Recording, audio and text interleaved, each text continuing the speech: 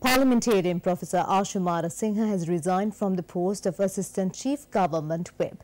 He handed over his letter of resignation to Prime Minister Ranil Wickremesinghe this morning, accepting the responsibility of the defeat of several expenditure heads in Parliament yesterday. MPs of the joint opposition called for a vote in Parliament yesterday for the expenditure heads of the Ministry of Internal and Home Affairs, Provincial Councils and Local Government and the Ministry of Megapolis and Western Development. The expenditure heads of these ministries were defeated in Parliament yesterday. In his letter addressed to the Prime Minister, MP Ashu Marasinghe states that the responsibility of the defeat of the expenditure heads must be borne by the Chief Government Whip, the 2 Deputy Chief Government Whips and the 3 Assistant Chief Government Whips of the ruling party. In his letter, MP Ashu Marasinghe expressed his disappointment over his negligence, inattentiveness and inability to obtain support of the MPs in this regard. The letter addressed to the Prime Minister also expressed his disappointment over the inconvenience caused to Ministers Wajira Abewardhana and Patale Champika Ranawaka in this regard. There is no point in holding on to responsibility that you cannot fulfill. I convey this message as it is important for the ruling party to go forward.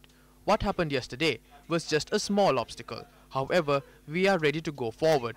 I thought about my decision for a long time last night. I failed to fulfill my responsibility.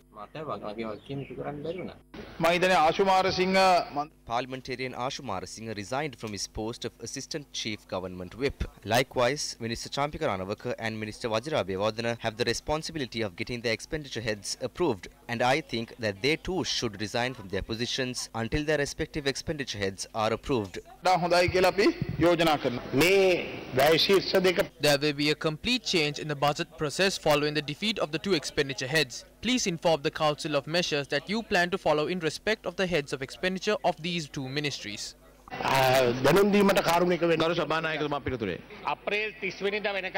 for the ministries have been allocated until the 30th of April. As per standing orders, the proposal can be represented and approved before the 30th of April. There is no reason to hesitate.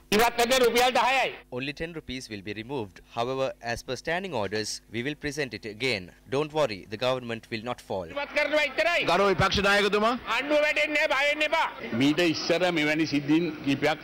Similar incidents took place during our government as well. Heads of expenditures of ministries which were under then ministers Thondaman and Ratnasiri Wickramanayake were defeated. When such incidents take place, the Speaker would convene a meeting and discuss the relevant measures that should be taken. We do not disapprove the steps taken by this government. However, if they are finding shortcuts to address this matter, such will be considered inappropriate. From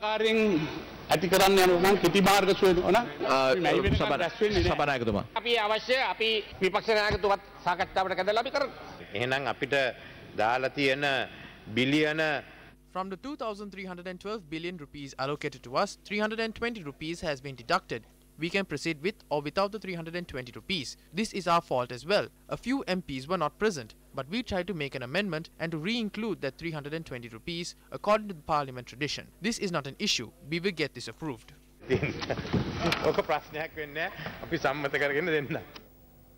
Minister Patale Champika Ranawaka spoke about the defeat of the expenditure head of the Ministry of Megapolis and Western Development in Parliament yesterday.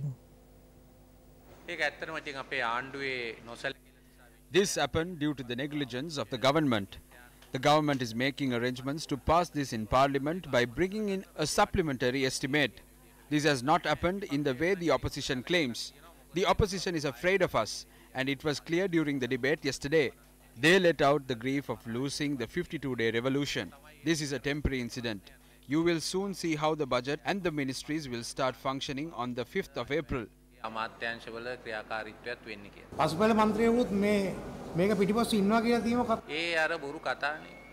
are all lies. The backbench MPs were present. It was the other MPs who did not turn up. Despite everything that takes place in line with standing orders in Parliament and the existing legal system in our country, what message is conveyed through the defeat of the expenditure heads in Parliament yesterday? Does the defeat of expenditure heads of 2 powerful ministries not indicate the level of confidence bestowed in the government? Is the message conveyed by the ministers and MPs of the ruling party itself not powerful enough? Despite what is said by the Prime Minister, the public remains vigilant. The people are watching.